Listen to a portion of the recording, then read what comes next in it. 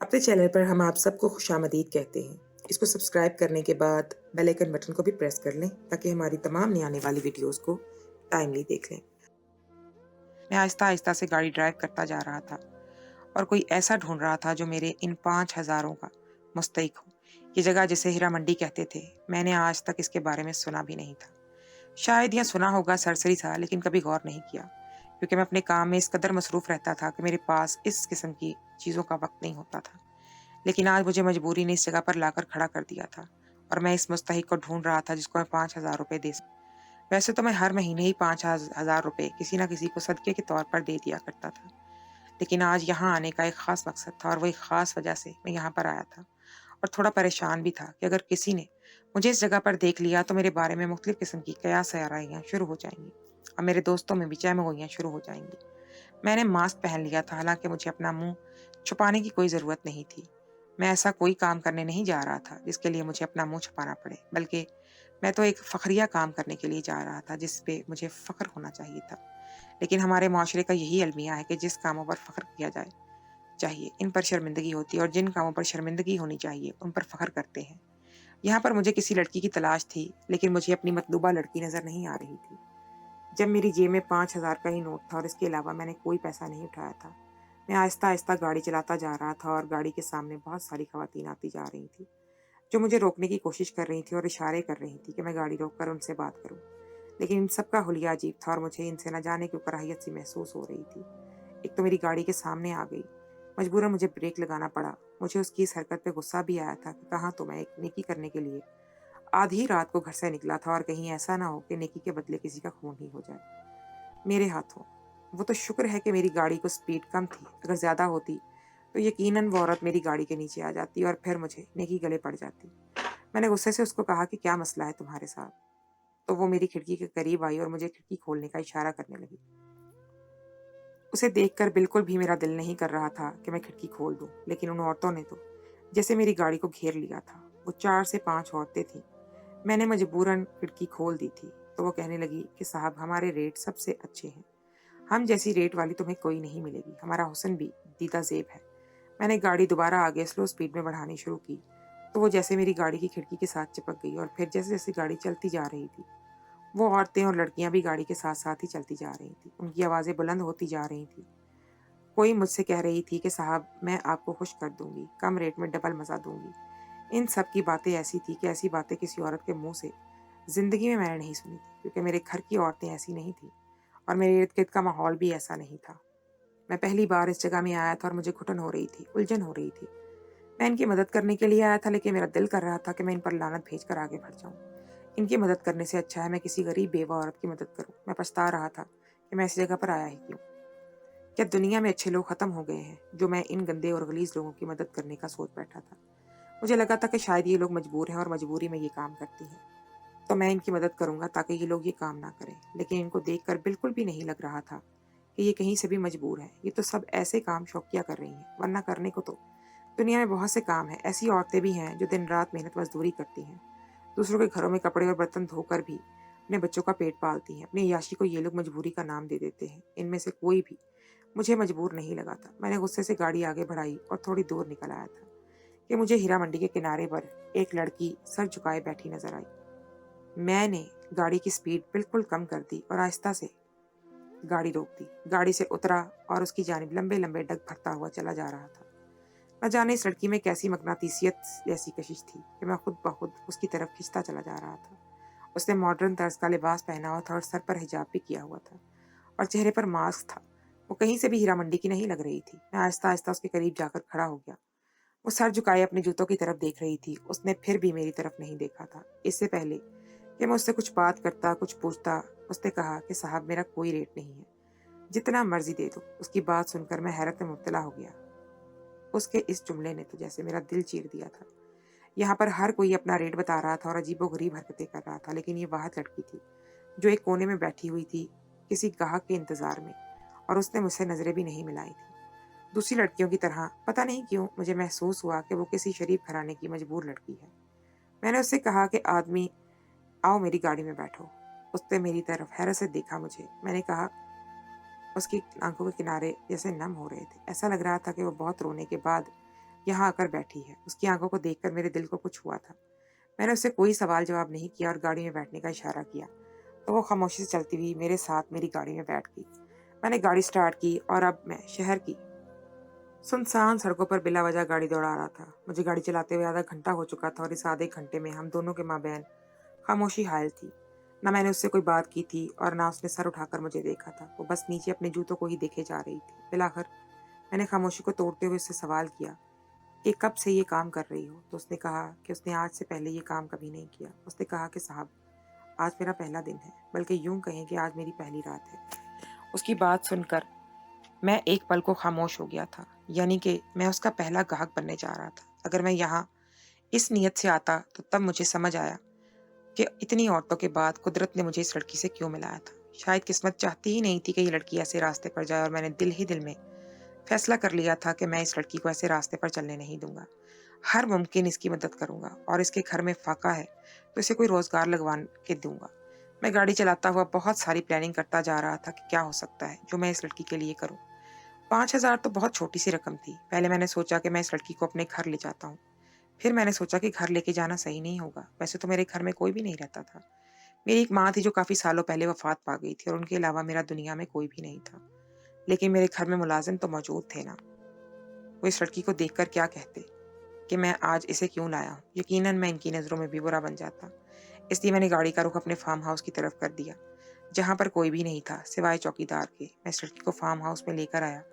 चौकीदार ने गेट खोला और मैं गाड़ी अंदर की और लड़की ने अंदर आने का इशारा किया। वो अंदर आकर बैठ गई। जब मैं अंदर आकर वो बैठी तो मैंने महसूस किया कि उसके हाथ कांप रहे थे। मैंने उससे पूछा कि क्या तुमने रात का खाना खाया है? तो उसने नफ़ी में सर हिलाकर कहा कि मैंने रात को तो दूर की बात है, दिन को भी कुछ नहीं खाया।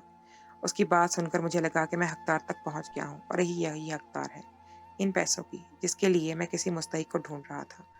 मैंने चौकीदार को भेजकर जल्दी से उसके लिए खाना मंगवाया और उससे जी भर के खाना खाया। उसके बाद मैंने उससे कहा कि उसे और किसी चीज़ की ज़रूरत है, तो उसने कहा नहीं साहब, आप जल्दी से अपना काम कर लें, मुझे घर भी जाना है। मेरी माँ मेरा इंतज़ार कर रही होगी। फिर उसने कहा, क्या मैं आपके मोबाइल से अपनी माँ को फ़ोन कर सकती हूँ? मेरे लिए परेशान हो रही होंगी। मैं बस उनको ये बताना चाहती हूँ कि आज मेरा काम लग गया है। मेरी माँ को नहीं मालूम कि मैं क्या काम कर रही हूँ। मैंने उन्हें यही बताया है कि मैं मुकामी अस्पताल में नर्स की नौकरी के लिए जा रही हूँ और हो सकता है कि मुझे रात की ड्यूटी मिल जाए। मैंने यही सोचा कि मैं या माँ को यही बताऊंगी कि मेरी रात की ड्यूटी अस्पताल में लगी है और बस मेरी माँ को फ़ोन मिला दें आप। मैं इन्हें तसल्ली दे दूँ, वो मेरे लिए परेशान हो रही होंगी। जब उसने ये बात कही तो मेरा दिल दुख से लबरेज हो गया। मैंने उसे फ़ोन मिला कर दिया और उसे उसकी माँ का नंबर याद था। उसने कहा कि अम्मी मैं ठीक हूँ, आप परेशान मत होना, मेरा काम हो गया है। मैं उसके करीब से थोड़ा हट गया ताकि वो तसल्ली से अपनी माँ से बात कर सके। मैंने महसूस किया था कि वो मेरी तरफ देख रही थी और बात करते हुए झिझक रही थी। हो सकता है कि उसे कोई ऐसी बात करनी हो जो वो मेरे सामने नहीं कर पा रही हो, इसलिए मैं वहाँ से हट गया। उससे 2 मिनट बात की और फिर मुझे कहा कि अपना मोबाइल ले लें। उसने मुझे मोबाइल दे दिया। फिर मैंने उससे बात करना शुरू की। मैंने कहा कि देखो, मैं तुम्हें इस मकसद के लिए यहाँ पर नहीं लेकर आया। मैं बहुत ही शरीफ इंसान हूँ। मैंने आज तक कभी कोई ऐसा काम नहीं किया। ना ही मेरी परवरिश में इस किस्म की कोई गलीज बात शामिल है। असल में मैं वहाँ सिर्फ सदके की नीयत से गया था। मैं हर महीने गरीबों को 5,000 सदका दिया करता था अपने माल पर से। तो फिर किसी ने मुझे कहा कि हीरा मंडी में बहुत सारी मजबूर औरतें होती हैं और मजबूरी में इस तरह का काम करती हैं, इसलिए अगर मैं इनकी मदद करूं तो शायद वो दोबारा ये गुनाह ना करें। और यही सोचकर मैं हीरा मंडी आया था। लेकिन यहाँ आकर मुझे अंदाजा हुआ कि ये सब शायद मजबूरी में कर रही होंगी। इनको देखकर लग नहीं रहा था कि किसी की कोई मजबूरी हो, लेकिन तुम्हें देखकर लगा कि तुम वाकई मजबूर हो। तो मैंने सोचा कि 5,000 रुपये देने से बेहतर है कि मैं तुम्हें कोई रोजगार लगवा कर दूं। अब तुम बताओ, तुम पढ़ी लिखी हो कितनी? मेरी बात सुनकर उसने पहले तो हैरत से मेरी तरफ देखा और फिर कहने लगी कि मैं मैट्रिक पास हूँ। तो मैंने कहा कि क्या तुम्हारे पास कोई हुनर है जिसको इस्तेमाल करके तुम इज्जत की रोटी कमा सको? तो उसने कहा कि हाँ, मैं बहुत अच्छे कपड़े डिज़ाइन कर लेती हूँ, मेरा दिल चाहता है मेरा अपना बुटीक हो, लेकिन मेरे पास पैसे नहीं। उसकी बात सुनकर मुझे खुशी हुई कि उसके पास कोई हुनर मौजूद है। मैंने उससे कहा कि ठीक है, मैं तुम्हें इतनी रकम दूंगा, बल्कि तुम्हें खुद बुटीक खुलवा कर दूंगा। चलो अब मैं तुम्हें तुम्हारी माँ के पास वापस छोड़ आता हूँ। मेरी बात सुनकर उसकी हवाइयाँ उड़ गईं और वो हैरत से मेरी तरफ देखने लगी, जैसे हवास बाख्ता हो गई हो। मैंने उससे पूछा कि तुम्हें क्या हुआ है? तो कहने लगी कि साहब, यहाँ से भाग जाओ, यहाँ से भाग जाओ, तुम्हारी जान को खतरा है। मैंने कहा कि इससे मेरी जान को खतरा है? किसी ने क्या करना है मेरी जान का? उसने कहा कि इन सब बातों का वक्त नहीं है, जल्दी यहाँ से निकलो, चलो तुम्हारी जान को खतरा है, चलो। उसने एकदम से गाड़ी की चाबी उठाई और मेरा हाथ पकड़कर जल्दी से मुझे गाड़ी की तरफ लेकर आई और मुझे कहा कि जल्दी से गाड़ी चलाओ वरना हम दोनों मारे जाएंगे। मैं इसके सवाल करने लगा, लेकिन उसने कहा कि इस वक्त कोई सवाल ना करो, अगर अपनी जान अजीज है तो चलो यहाँ से। मैं रास्ते में आपको सब कुछ बताती हूँ। उसके कहने पर मैंने गाड़ी स्टार्ट कर दी। मैंने कहा कि लेकिन जाना कहाँ है? तो उसने कहा कि बहुत दूर, यहाँ से बहुत दूर भाग चलो कि आप आराम से किसी पर पकड़ में ना आ सके। मैंने कहा कौन पकड़ेगा हमें? तो उसने कहा कि वो लोग जिन्होंने मुझे पूरी प्लानिंग करके आपके पास भेजा था, वो लोग आपके दुश्मन हैं, आपके बिजनेस के खिलाफ हैं, आपको जान से मारकर आपके सारे बिजनेस पर कब्जा करना चाहते हैं और उन्होंने मुझे इस बात के लिए रजामंद किया कि मैं आपको ट्रैप करूं। आज रात आप कत्ल होने वाले थे मेरी वजह से, लेकिन आपकी बातें सुनकर। इतना कहकर वो रोने लगी और पीछे से मैंने देखा कि एक गाड़ी हमारा ताकुब कर रही है और फौरन से गोलियों की बरसात शुरू हो गई। मैंने गाड़ी तेज कर दी। वो कह रही थी कि तेज चलाओ और तेज चलाओ, ये लोग आपको जान से मार देंगे। मैं समझ गया था कि अब मैं यहाँ से जिंदा नहीं निकल पाऊंगा। कहाँ तो मैं नेकी करने के लिए यहाँ तक आया था और कहाँ इतना कुछ हो गया। मैं गाड़ी को जितना तेज भगा सकता था भगा रहा था और वो लोग भी पीछे थे और मुझे मालूम ही नहीं था कि मैं कौन सी सिमत जा रहा हूँ। वो लड़की बहुत बुरे तरीके से चीख रही थी, चिल्ला रही थी और बोल रही थी कि सब मेरी वजह से हुआ है, सब मेरी वजह से हुआ है। अब जैसा अच्छा इंसान आज मेरी वजह से मर जाएगा। काश आप ये बातें मुझे पहले बता देती। ऐसा कहते हुए वो मुसलसल रोई जा रही थी। मैंने उससे कहा कि तुम 1 मिनट रोना बंद करो ताकि मैं के चुंगल से निकलने में कामयाब हो जाऊं। इसके बाद जितना रोना चाहती होगी रो लेना, इस वक्त चुप करो। मेरी बात सुनकर वो चुप हो गई, लेकिन बहुत खौफजदा थी। मैंने तेज से गाड़ी आबादी की तरफ बढ़ा दी। जितना तेज मैं जा रहा था इतना ही तेज हमारा पीछा करने वाला भी चला रहा था। वो अचानक मैंने देखा कि सामने से एक गाड़ी आ रही है। मैंने गाड़ी को थोड़ा साइड पर किया, जिसकी वजह से हमारी गाड़ी उछलती हुई दूर जा गिरी। उसके बाद मुझे कोई होश नहीं रहा। मेरी आंखों के सामने अंधेरा छा गया और जब मेरी आंख खुली तो मैं अस्पताल में था। मैं अस्पताल की छत को देख रहा था और फिर कमरे का जायजा लिया। वहां पर एक नर्स थी जो मेरी ड्रिप में इंजेक्शन लगा रही थी। वो मुस्कुराकर मेरी तरफ देख रही थी और सबसे पहला ख्याल मुझे इस लड़की का आया। मैंने उससे पूछा कि मेरे साथ गाड़ी में जो लड़की थी वो क्या सलामत है? उसने कहा जी हाँ, अल्लाह ने आप दोनों की हिफाजत की है। इस लड़की को भी थोड़ी सी चोटें आई हैं, वो भी इसी हॉस्पिटल के दूसरे कमरे में एडमिट है, लेकिन खतरे की कोई बात नहीं है। आपकी गाड़ी का ऑटोमेटिक फंक्शन जो एक्सीडेंट के वक्त होता है वो ऑन हो गया था, जिसकी वजह से आपको जो चोटें नहीं आनी थी। ये सुनकर मैंने अल्लाह का शुक्र अदा किया कि मेरे साथ इस लड़की की भी जान बच गई थी। मैं कुछ दिन अस्पताल में रहा। फिर मुझे डॉक्टर ने बताया कि जो लोग आपका पीछा कर रहे थे उन्हें पुलिस ने पकड़ लिया था। वो लोग पेशावर थे और आदि मुजरिम थे। मैं ठीक हो चुका था। मेरी मरहम पट्टी थोड़ी सी रहती थी। आखिरी मरहम पट्टी के बाद डॉक्टर ने मुझे कहा कि आप घर जा सकते हैं, 1 हफ्ते बाद ये पट्टी आकर उतरवा लें, इसके बाद आप बिल्कुल ठीक है। मैंने कहा कि वो लड़की कहाँ है, मैं उससे मिलना चाहता हूँ। तो डॉक्टर साहब ने कहा कि हाँ वो भी अब ठीक है, आज हम उसे भी डिस्चार्ज कर देंगे। वो आपकी वाइफ है? डॉक्टर के सवाल पर मैं सोच से पड़ गया। फिर मैंने कहा कि हाँ वो मेरी वाइफ है। डॉक्टर मुझे उसके कमरे में लेकर गया तो मैंने देखा कि उसको अभी अच्छी खासी चोटें आई थी। उसके हाथ पर प्लास्टर चढ़ा हुआ था, उसके माथे पर भी पट्टी थी। बस ये था कि हम दोनों की जान बच गई थी। ज्यादा नुकसान नहीं हुआ था, लेकिन जितना एक्सीडेंट था बड़ा, थोड़ी बहुत चोटें तो आनी ही थी। मैंने उससे कहा कि अब घर चलो, तो वो शर्मिंदा सी नजरें झुकाए हुए थी। फिर मेरे साथ उठकर अस्पताल से बाहर आ गई, जहाँ पर मेरा ड्राइवर और मेरा मुलाजिम मेरे मुंतजर थे। 3 दिन में अस्पताल में रहा और मेरे मुलाजिम और ड्राइवर चक्कर लगाते रहे थे, क्योंकि वो मेरे बहुत वफादार थे। मैं इनका ज्यादा बहुत ख्याल रखता था। घर आ गए हम। मैंने इस लड़की से कहा कि अब बताओ सच्चाई क्या है। उसने बताया कि मैं गरीब घर की लड़की हूँ और मैं हीरा मंडी में काम नहीं करती थी, बस मैं छोटे मोटे काम करती थी जो जराइम के जिम्मे में आते थे। वो भी मेरी मजबूरी में मैं करती थी, लेकिन आज तक मैंने किसी को कत्ल नहीं करवाया था। किसी को कत्ल करवाने का ये पहला मौका था और मैं बहुत मजबूर थी, क्योंकि मेरा भाई अस्पताल में गुर्दों के मर्ज में मुब्तला था और उसके गुर्दे के ट्रांसप्लांट के लिए मुझे बहुत सारा पैसा चाहिए था और उसकी ज़िंदगी और मौत का सवाल था। तो मैंने मजबूरी में ये काम किया। शायद मैं अपने भाई की जान बचाने के लिए आपकी जान लेना चाहती थी, जो कि मुझे रास नहीं आया। पहले तो मुझे लग रहा था कि मैं जो कर रही हूँ सही कर रही हूँ, क्योंकि मुझे लग रहा था कि आप ऐसे इंसान हैं जो औरतों को खिलौना समझते हैं। आप टिश्यू पेपर की तरह इन्हीं औरतों को इस्तेमाल करते हैं, इन्हें हीरा मंडी से उठाते हैं, इनको अपने फार्म हाउस पर लेकर जाते हैं, इनकी इज्जत के साथ खेलते हैं और फिर चंद हजार रुपए इनके हाथ पर रख देते हैं। मैं आपको ऐसा ही समझ रही थी और फिर मैं सोच रही थी कि अगर आप ऐसे ही इंसान है तो आपका मर जाना ही बेहतर है। हर वो शख्स जो औरत को इस्तेमाल करता है, मेरी नज़र में उसको जिंदा रहने का कोई हक नहीं है। फार्म हाउस तक जाने तक मैं आपको एक बहुत ही बुरा और जिन्स परस्त समझ रही थी और तब तक मुझे लग रहा था कि आप इसी लायक हैं, आप कत्ल किए जाने के ही लायक हैं और मैं बिल्कुल कुछ गलत नहीं कर रही हूँ, बल्कि मैं तो धरती से एक बुरे इंसान का बोझ हल्का कर रही थी। बस मुझे यही लगा था और मैं जो कर रही हूँ सही कर रही हूँ। लेकिन जब आपने मुझसे कहा कि आप मुझे कारोबार शुरू करवा देंगे, मुझे बुटीक खुलवा देंगे और मेरे लिए इज़्ज़त की रोज़ी का बंदोबस्त करेंगे, और फिर जब आपने कहा कि मैं तुम्हें तुम्हारी माँ के पास छोड़ आता हूँ, तब मुझे एहसास हुआ कि मैं कितना गलत करने जा रही थी। मुझे एहसास हुआ कि आप एक अच्छे इंसान हैं और मैं आपको बुरा समझ रही थी। और जो मैंने अपनी माँ को फ़ोन किया था, हकीकत में मैंने अपनी माँ को फ़ोन नहीं किया था। मैंने आपके फ़ोन से दुश्मनों को फ़ोन किया था, जिन्होंने न जाने कब से मुझे आपके पीछे लगा रखा था। हीरा मंडी आने से पहले भी उन्होंने कई बार मुझे आपके ऑफ़िस में भेजा, कभी आपकी गाड़ी के सामने मैं आ गई। मैंने बहुत कोशिश की आपके सामने आने की, किसी तरह आपको ट्रैप कर सकूँ। लेकिन इस दिन पता चला कि आप हीरा मंडी जा रहे हैं। शायद आपके दोस्त से ही इन लोगों ने पता चला था कि आप वहाँ सदका देने जा रहे हैं। तो उन लोगों ने मुझे वहाँ हीरा मंडी बैठ जाने को कहा और मैं जानबूझकर आपकी गाड़ी के सामने मिस्कीन सी शक्ल बनाकर बैठ गई। इससे पहले भी मैं कई बार बहाने से आपके सामने आई थी, मगर आपने नोटिस नहीं किया था। ये पहला मौका था जब आपने मुझे अपनी गाड़ी में बिठाया और अपने फार्म हाउस में लेकर गए, क्योंकि इससे पहले आप जहाँ भी जाते थे, आपके साथ आपके गार्ड्स होते थे। लेकिन ये पहली बार था जब आपके गार्ड्स आपके साथ नहीं थे। शायद आप हीरा मंडी की वजह से अपने गार्ड्स को साथ नहीं लाए थे। मैंने आज तक कोई इस किस्म का गुनाह नहीं किया था। ये पहली बार था जब मैं किसी का कत्ल करवाने के लिए जा रही थी, लेकिन शुक्र है मुझसे ये गुनाह नहीं हुआ। अगर आपके पास इतना पैसा है, तो मैं आपके सामने हाथ जोड़ती हूँ कि मेरे भाई के ऑपरेशन के पैसे मुझे दे दें। इसके बाद जो खिदमत आप कहेंगे मैं आपकी करूँगी। आपके घर में सारी ज़िंदगी नौकरानी बनकर काम करूँगी, आपका कर्ज़ा उतारूँगी। उसकी बातें सुनकर मेरे चेहरे पर मुस्कुराहट आ गई। अच्छी तो मुझे पहली नज़र में ही शायद लग गई थी। मैंने उसे कहा कि तुम नौकरानी बनने के काबिल नहीं हो, बल्कि तुम मेरी रानी बनने के काबिल हो। तुम मुझे अच्छी लगी हो, मैं तुमसे शादी करना चाहता हूँ, लेकिन सबसे पहले मैं इन लोगों से निपटना चाहता हूँ जो मेरी जान के पीछे पड़े हुए थे।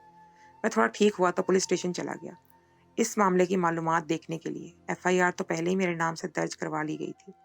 वहाँ पर जो और जांच पड़ताल की तो पता चला कि वो मेरे ही कुछ मुखालिफ लोग थे जो मेरे बढ़ते हुए बिजनेस को देखकर हसद में मुब्तला हो गए थे, और इनका मकसद शायद मुझे अगवा करवाने का था, और मुझे अगवा करवाकर मेरे सारे बिजनेस पर कब्जा करने वाले थे, और वो मुझसे कई नाजायज़ किस्म के कागजात भी साइन करवाने वाले थे, और कुछ इनकी प्लानिंग बुरी थी, लेकिन पुलिस ने इनको मौका पर ही जा लिया था और फिर वो अपनी मौत आप ही मर गए।